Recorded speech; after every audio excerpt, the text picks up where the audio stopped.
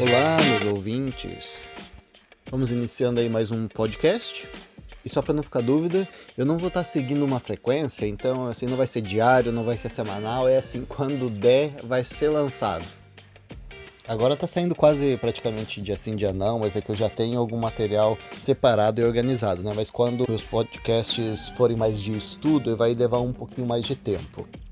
Eu só queria deixar uma coisa clara sobre o episódio anterior. Eu comentei ali sobre o meu segundo companheiro, aquele lutador de greco-romana, e comentei sobre o Elder Gadianton ali. Vou dar até esse nome, né? Elder Gadianton, que é aquele que queria que eu mentisse pro presidente, que ficou lá de joelhos para pedir desculpa. A gente vai estar falando um pouquinho mais sobre ele aqui no episódio de hoje.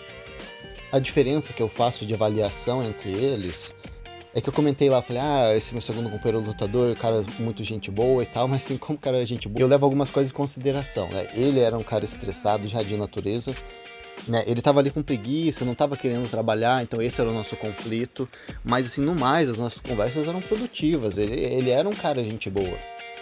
E eu levo em consideração também que provavelmente ele não queria estar ali na missão, né? Ele provavelmente foi coagido, incentivado a estar ali na missão, mas não era uma coisa que parecia ser o sonho da vida dele.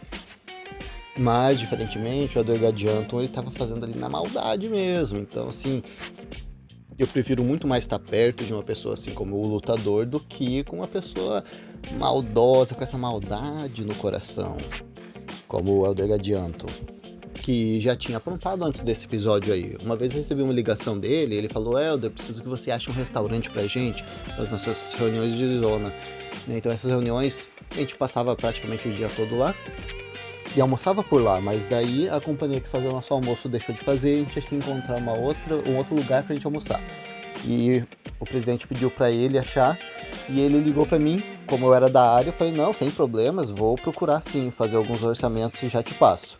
E passei o dia ali fazendo orçamento, então corri atrás de vários restaurantes, e como custo-benefício, eu achei um restaurante sim super bacana, porque ele era a uma quadra da capela, era um restaurante, né, relativamente grande, bom, comida boa, e negociei o preço com a pessoa ali, repassei pro Elder, ele repassou pro presidente.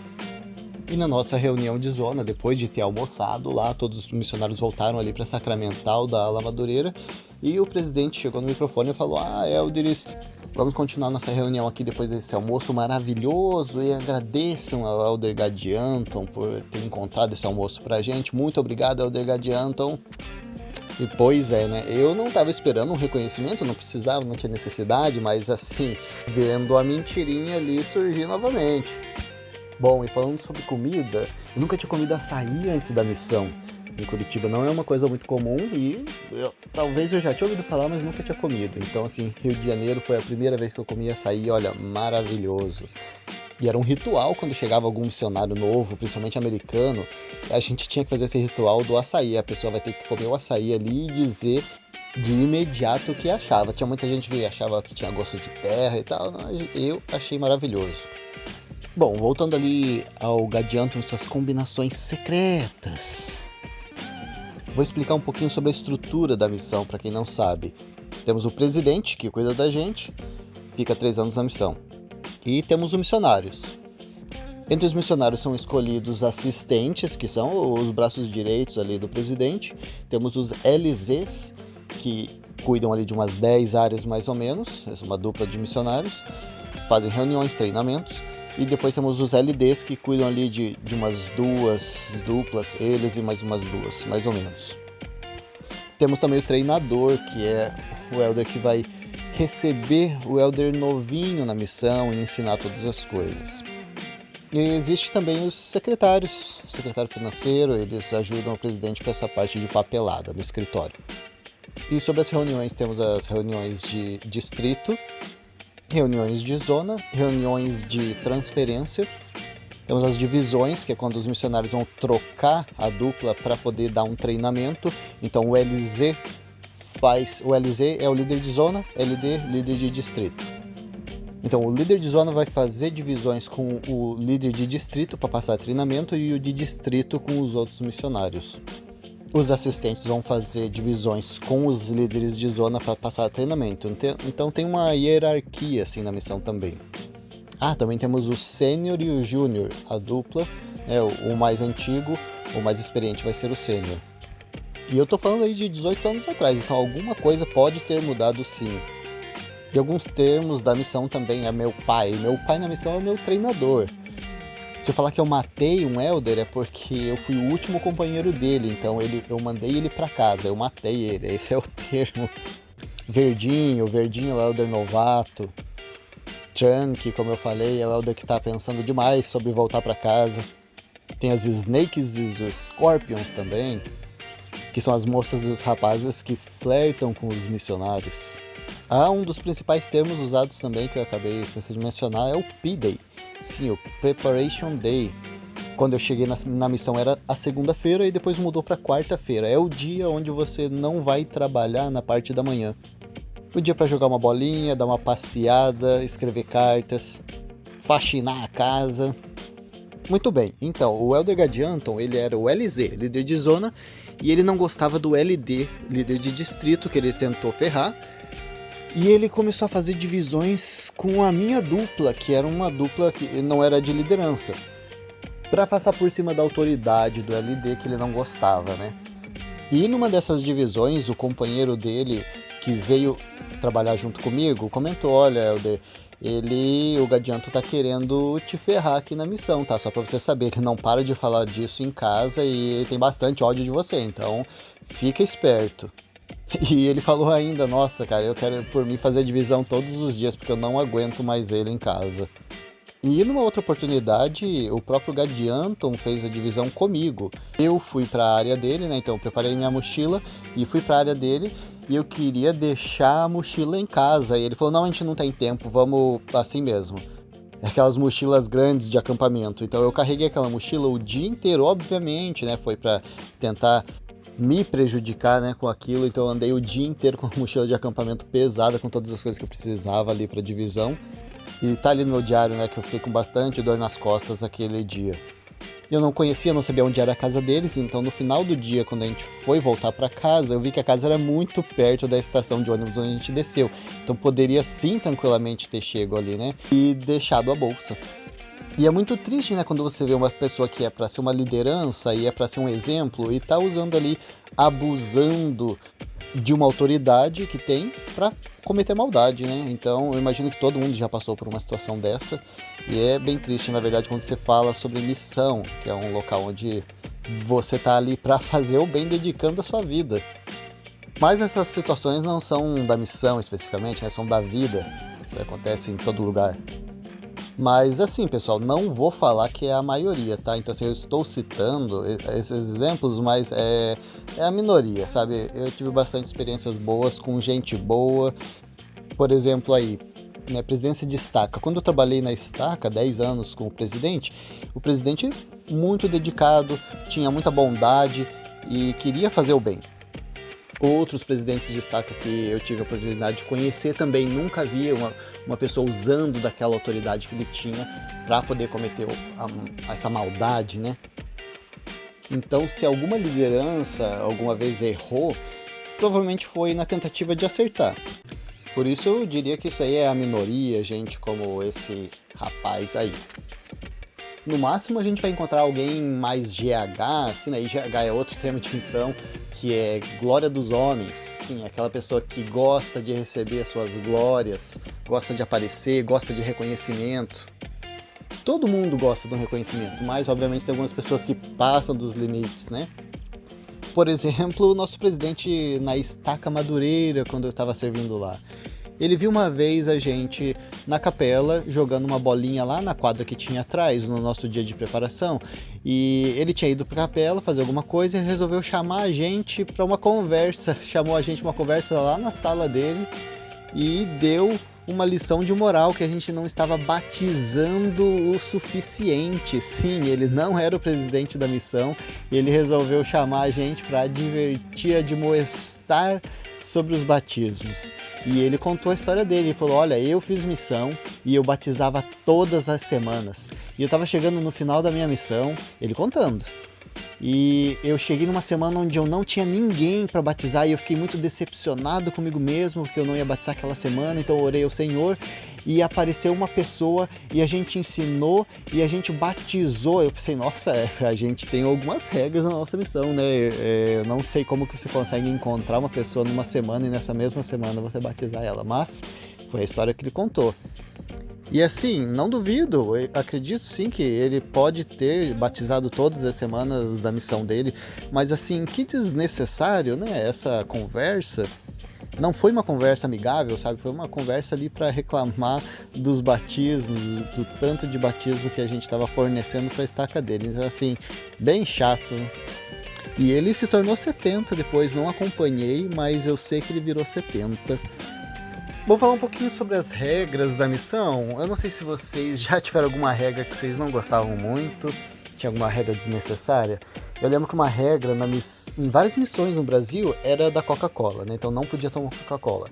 Não está na palavra de sabedoria, mas algumas missões implementaram essa nova regra. Não sei qual era a necessidade, mas a minha missão não tinha essa regra, né? Apesar de eu não estar tomando Coca-Cola já há muito tempo.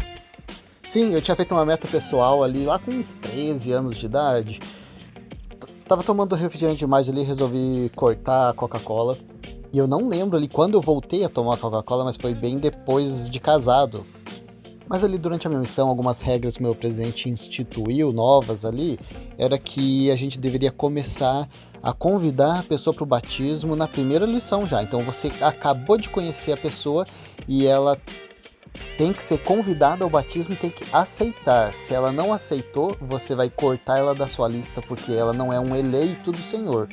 Sim, foi o que o presidente repassou. Então, assim, convida na primeira lição, se ele não aceitou, não é o eleito. Próxima pessoa não gasta tempo ali. Outra regra que ele comentou não era pra gente ficar abreviando os nomes. Então, não era pra escrever E. Silva de Elder Silva, era pra escrever Elder Silva inteiro. Não era para eu chamar o Elder Silva só de Silva ou só de Elder. É para chamar de Elder Silva da mesma forma como quando fosse escrever ou se referir ao presidente. Vai escrever um e-mail, a gente tinha que escrever um e-mail semanal para o presidente, relatar alguma coisa. E a gente não podia escrever né? E o nome dele. A gente tinha que escrever presidente. Então, regrinhas assim, totalmente desnecessárias, né? Mas tá ok. Outra regra que influenciou bastante no nosso serviço foi só poder entrar na casa que tem uma mulher com mais um homem. Então isso desfalcou bastante a nossa produtividade, porque a ideia de serem 2 missionários é para um cuidar do outro também, né? Para um dar o suporte para o outro e inibir de cometer algum delito, algum deslize. Então essa já é a função de uma dupla. Então se você vai entrar na casa de uma mulher, você já está ali protegido porque vocês são 2. Protegido de cometer alguma iniquidade. Agora foi adicionado então um 3º homem. A gente até comentou, nossa, cara, imagina pra quem tá na rua ver esse tanto de homem entrar na casa de uma mulher sozinha, né? Complicado. Então vamos dizer assim que no horário comercial, a maioria dos maridos estão trabalhando e as mulheres que estão em casa que poderiam estar recebendo a gente não vai conseguir visitar se a gente não conseguir um outro homem para estar indo acompanhar a gente. Então, difícil. Bom, chegou o momento de eu sair de Madureira, já tinha ficado alguns meses ali e tive a minha primeira transferência de emergência. Sim, a área ao lado da nossa era Sulacap. E os missionários lá, eles estavam brigando, era um americano e um brasileiro. O brasileiro, ele estava quase terminando a missão, e ele estava bem estressado, ele estava, assim, bem ansioso, e ele estava brigando demais com o companheiro. Era Elder Paulista, ele estava voltando para casa, terminando aquela transferência, e ele falou que não ia ficar mais um dia com aquele missionário. Eles já estavam brigando feio mesmo, então o presidente pegou a gente, que era de uma área ao lado, e falou, olha, Elder, vocês vão trocar de dupla. Então isso era uma transferência de emergência, quando a transferência não acontece na época certa, né? Obviamente o nome já é autoexplicativo. E aquela transferência que eu tive ali de Juiz de Fora para Madureira foi a minha última transferência natural, sim. A partir daí eu só tive transferências de emergência, mas eu vou estar explicando para vocês mais para frente. Sempre que o presidente de missão tinha alguma emergência, ele me mandava para aquela área. Até o presidente me chamou e falou: olha, Helder, você é o meu tapa-buraco aqui. E eu não ligava, na verdade. Se eu estava sendo útil, estava ajudando, era o que importava. Bom, eu já conhecia aquele Helder paulista que ia ser o meu novo companheiro. Lá de Juiz de Fora, teve uma situação onde ele era o líder das Sisters e elas se atrasaram para a reunião deles. E ele gritou bastante com elas. A gente estava junto, porque eram nossas reuniões de distrito, ele era o líder de distrito das Sisters, a gente estava fazendo a nossa reunião de distrito numa outra salinha na igreja, e a gente viu a situação, ele gritando com as Sisters, as Sisters saíram chorando. Então ele não tinha muito tato ali, muita paciência não. Até ouvi um líder de zona uma vez falando: olha, Helder, se vocês não obedecerem, vocês vão ser companheiros do Helder paulista. Muito bem, fui ser companheiro dele ali em Sulacap, ao lado de Madureira, uma área bem pequena, na verdade. E o Helder paulista, ele estava bem depressivo, na verdade, bem desanimado, ele estava em um outro planeta. Sempre que eu olhava para ele, a gente ia ensinar as lições, ele estava pensando em um outro mundo, não era o normal que eu conhecia dele, das vezes que eu já tinha visto ele. E conversando ali, eu vi que ele estava bem chateado por uma situação, porque ele estava terminando a missão. E ele me contou, falou: olha, Helder, quando eu saí de casa para vir para a missão, meus pais não são membro e eles não gostaram da ideia, eles falaram que não era para eu fazer missão, e eu insisti, eu vim para a missão, e o meu pai falou para mim que quando eu terminasse a missão, que eu não aparecesse em casa, que eu não ia ser recebido. Então ele falou para mim: olha, eu tô aqui pensando sobre a minha vida, o que eu vou fazer, para onde que eu vou quando eu chegar em casa, né, terminar a minha missão.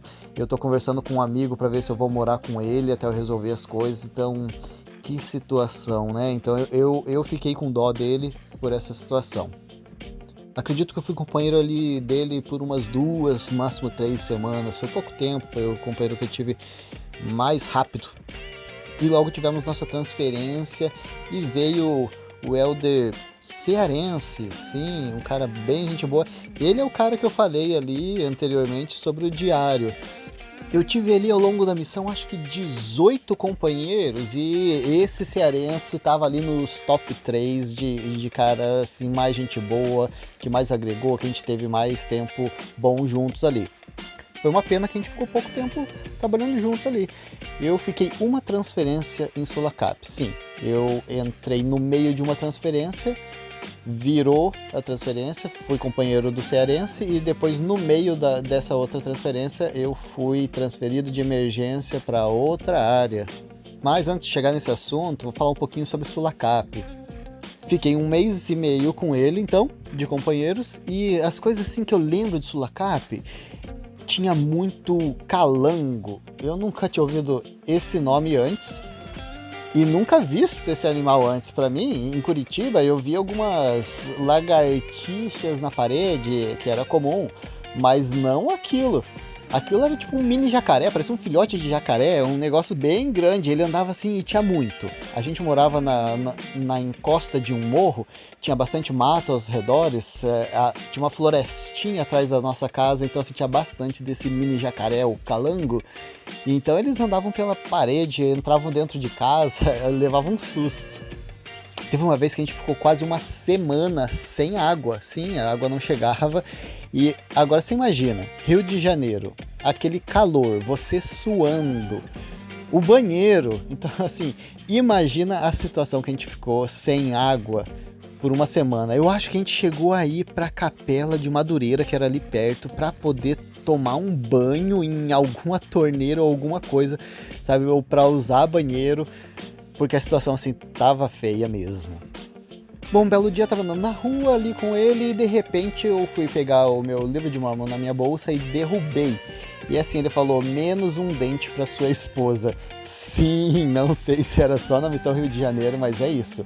Se você derrubasse o livro de Mormon, a sua esposa, sua futura esposa, ficaria um pouquinho mais feia. Agora, uma prática estranha que eu vi lá no Rio de Janeiro foi malhar o Judas. Eu não sei se acontece em outras partes do Brasil, mas eu nunca tinha visto isso no Sul. E nessa época aí de Páscoa, tem um dia específico onde o pessoal prepara um boneco, então eles colocam roupas de pessoa, enchem de coisa dentro para parecer que tem um corpo ali, colocam uma cabeça e tal, amarram pendurado como se estivesse enforcado, então eles amarravam em algum poste e o pessoal que estava na rua pegava pedaços de pau e começava a bater naquele corpo, dizendo que era o Judas e estava apanhando porque ele traiu Jesus Cristo. E para finalizar ali, depois todo mundo brincou, eles tacavam fogo naquele boneco. Sim, é uma coisa assim, bem estranha. Então, um belo dia ali, recebemos a ligação do presidente, ele falou, ó, vai ser transferido de emergência, você vai para Bangu. Sim, estamos fazendo um whitewash, mais um termo aí de missão, que é quando uma área ela vai ser limpa. Os 2 missionários vão sair e vão chegar 2 missionários novos. Isso, assim, é horrível, mata a área por uma situação. Os 2 não vão conhecer nada da área, então, assim, todas as pessoas que estão sendo ensinadas vão ser perdidas, todos os contatos vão ser perdidos, os missionários vão ter que descobrir por conta própria a casa de cada membro, aonde é a capela e tudo. Então, quando você passa pelo menos uma semana com um companheiro, você já consegue localizar as ruas principais, aonde é a casa, como você faz para chegar na capela, na casa do bispo, pelo menos. Então, assim, o whitewash é o pesadelo dos missionários.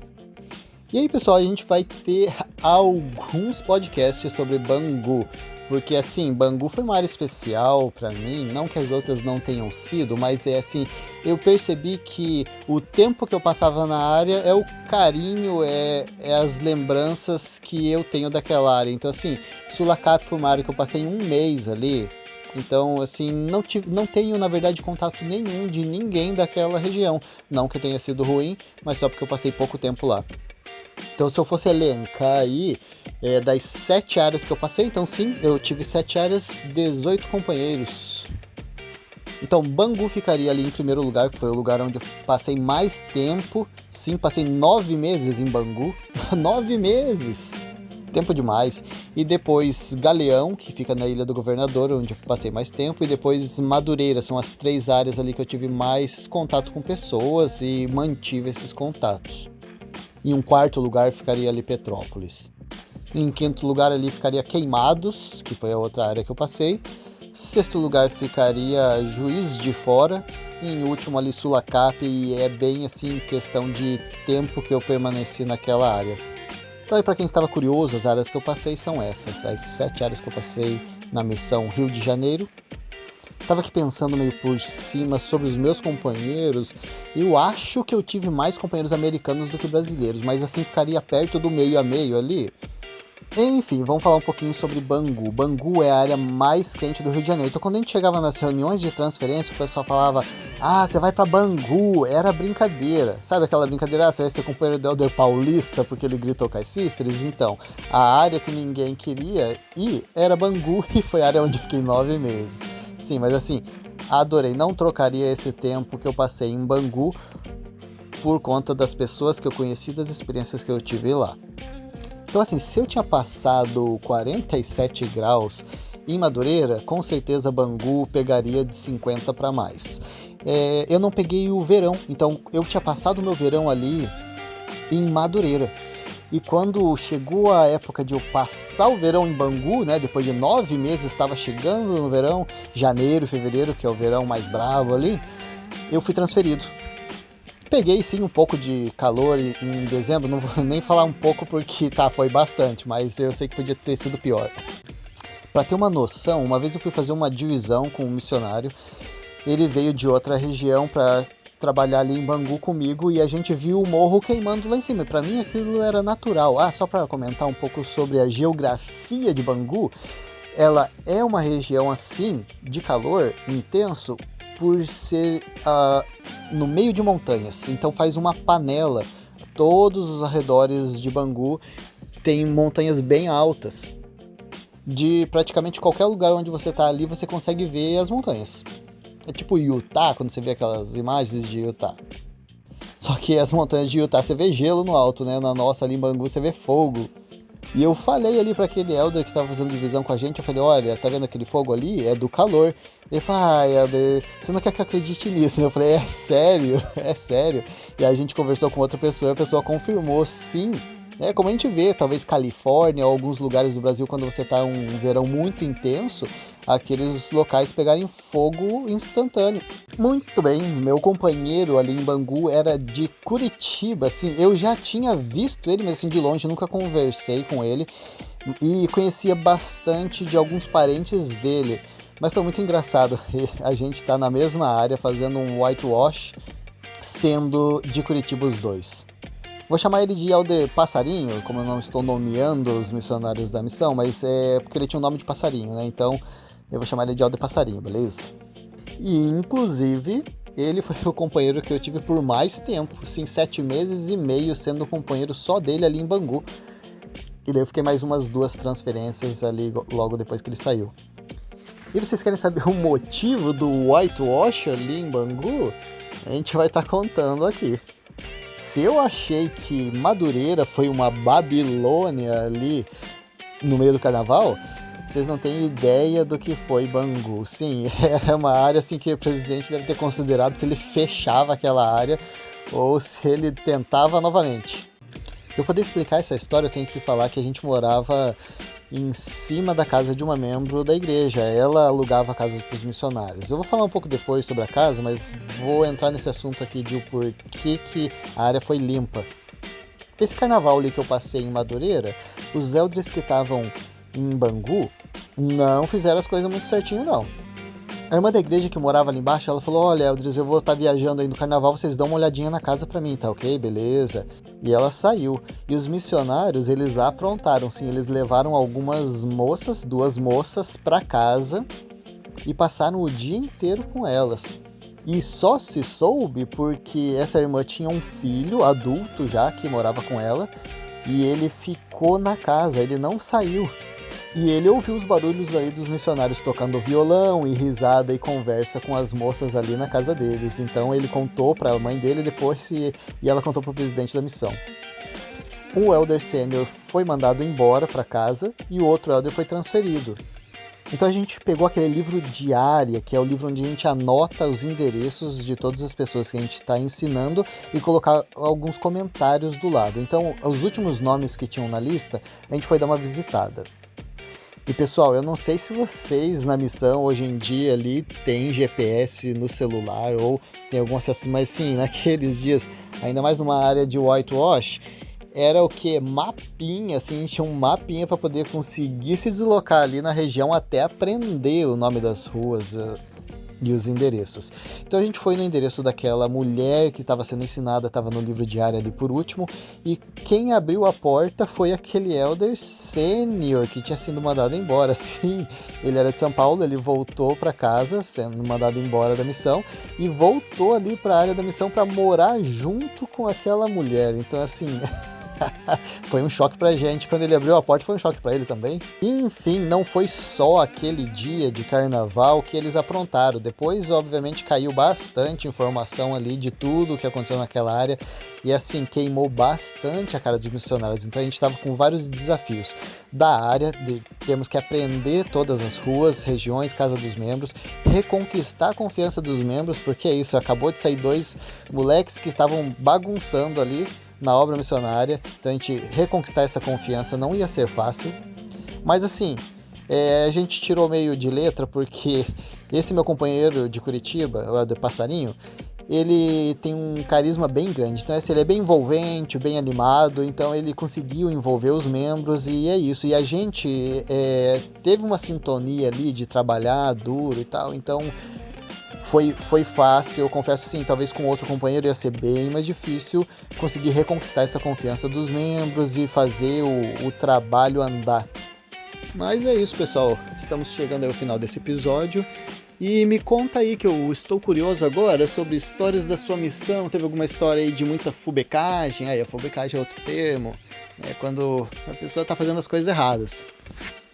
É um fubeca. Então me conta aí alguma história interessante da sua missão, mas assim, história que aconteceu contigo, que você presenciou, porque assim, tem muita história que a gente escuta na missão que, assim, é de se duvidar se aquilo aconteceu de verdade. Belezinha, pessoal? Então vamos ficando por aí e até a próxima.